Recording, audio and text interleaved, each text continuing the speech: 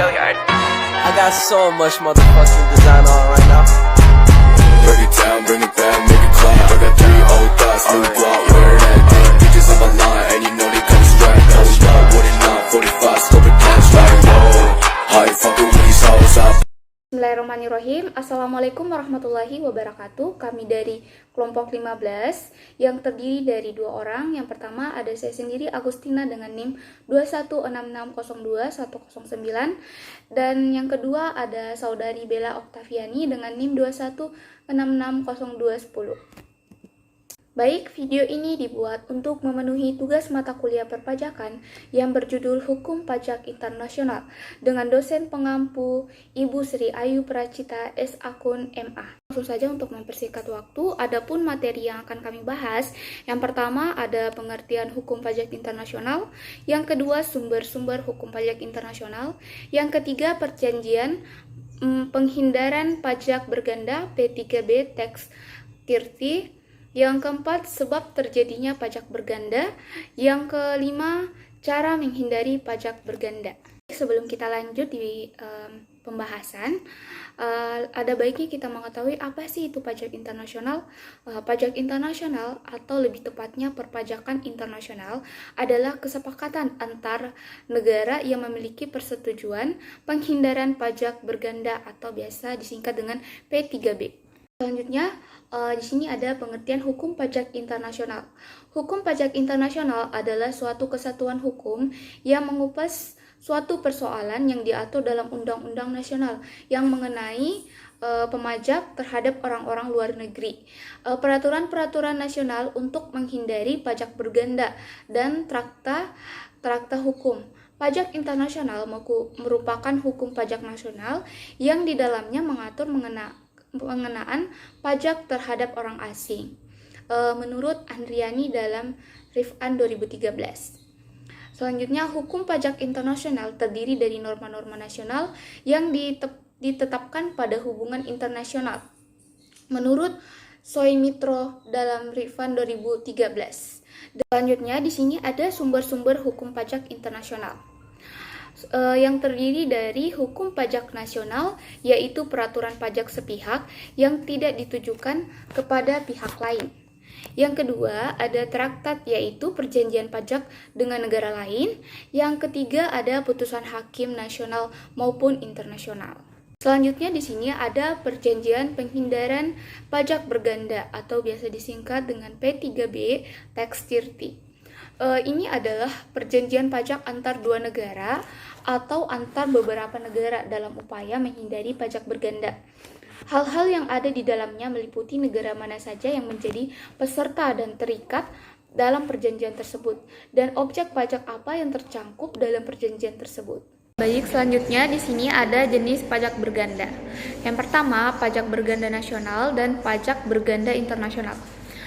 Pajak berganda nasional adalah pajak yang dikenakan lebih dari 1 kali terhadap objek yang sama oleh suatu negara.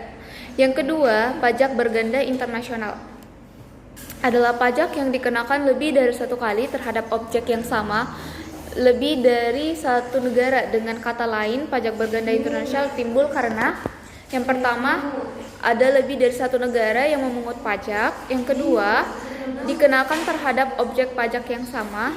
Dan untuk menghindari adanya pajak berganda internasional, maka perlu diadakan perjanjian penghindaran pajak berganda atau dikenal dengan istilah tax treaty. Pajak internasional mengenal asas-asas tentang domisili country dan source country. Disebut domisili country apabila negara tempat tinggal wajib pajak menganut asas domisili yang mengenakan pajak penghasilan atau worldwide income atas dasar asas domisili. Apabila wajib pajak melakukan transaksi dan memperoleh laba di negara tempat tinggalnya, dan kemudian dikenakan juga pajak penghasilan atas laba tersebut atas dasar asas domisili, maka wajib pajak tersebut akan dikenakan pajak 2 kali atau biasa disebut double taxation. Yang pertama oleh source country dan yang kedua oleh domisili country. Negara-negara yang tarif pajaknya rendah atau sama sekali tidak mengenakan pajak atas penghasilan disebut sebagai negara-negara surga pajak atau biasa disebut tax haven countries. Selanjutnya ada objek tax treaty, dibagi menjadi 5. Yang pertama ada penghasilan dari harta tetap atau barang tak bergerak yang disebut dengan income from immovable property. Yang kedua ada penghasilan dari usaha atau biasa disebut dengan business income atau business profit. Yang ketiga ada penghasilan dari usaha perkapalan atau angkutan udara, biasa disebut dengan income from shipping and air transport. Yang keempat ada dividen, yang kelima ada bunga. Objek tax treaty 2 dibagi juga menjadi 5. Yang pertama ada royalty, selanjutnya ada keuntungan dari penjualan harta atau capital gain. Yang ketiga ada penghasilan dari pekerjaan bebas, biasa disebut dengan income from independent personal service. Yang keempat ada penghasilan dari pekerjaan, income from dependent personal service. Dan yang terakhir ada gaji untuk direktur atau biasa disebut dengan director fees. Selanjutnya ada objek tax treaty 3, dibagi juga menjadi 5. Yang pertama ada penghasilan seniman, artis, dan atlet atau disebut dengan income earned by entertainers and athletes. Yang kedua, uang pensiun dan jaminan sosial tenaga kerja disebut dengan pension and social security payment. Yang ketiga, ada penghasilan pegawai negeri, income in respect of government service. Yang keempat, ada penghasilan pelajar atau mahasiswa disebut dengan income received by students and apprentices. Yang terakhir, ada penghasilan lain-lain atau disebut dengan other income. Selanjutnya, sebab terjadinya pajak berganda. Yang pertama, ada subjek pajak yang sama dikenakan pajak yang sama di beberapa negara. Dengan kata lain, benturan titik pertautan subjektif yang dapat terjadi karena adanya beberapa faktor. Dibagi menjadi 3. Yang pertama ada domisili rangkap, yang kedua ada kewarganegaraan rangkap, yang ketiga ada benturan asas domisili dan asas kewarganegaraan. Selanjutnya ada objek pajak yang sama dikenakan pajak yang sama di beberapa negara atau benturan titik peraturan objektif. Dan yang terakhir ada subjek pajak yang sama dikenakan pajak di negara tempat tinggal berdasarkan asas worldwide income. Sedangkan di negara domisili dikenakan pajak berdasarkan asas sumber atau biasa disebut dengan benturan titik pertautan subjektif dan objektif. Selanjutnya, bagaimana cara menghindari pajak berganda? Ada 2 cara. Yang pertama ada cara unilateral. Cara ini biasa dilakukan dengan memasukkan ketentuan-ketentuan untuk menghindarkan pajak berganda dalam undang-undang suatu negara dengan suatu prosedur yang jelas. Biasanya yang dimasukkan dalam undang-undang suatu negara adalah prinsip-prinsip yang sudah menjadi kelasiman internasional seperti ketentuan tentang pembahasan pajak wakil diplomatik, wakil-wakil organisasi internasional. Yang kedua, cara bilateral atau multilateral. Cara ini biasa dilakukan melalui suatu perundingan antar negara yang berkepentingan untuk menghindarkan terjadinya pajak berganda.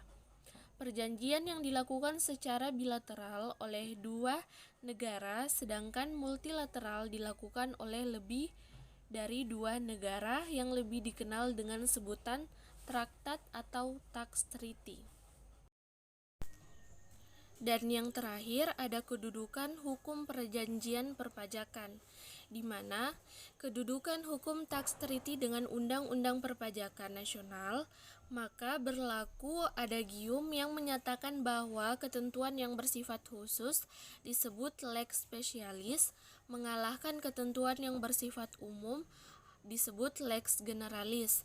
Dengan demikian, apabila terdapat ketentuan dalam perjanjian perpajakan dan dalam Undang-Undang Perpajakan Nasional yang sama-sama mengatur mengenai suatu masalah yang sama, maka ketentuan yang bersifat khusus yang akan berlaku.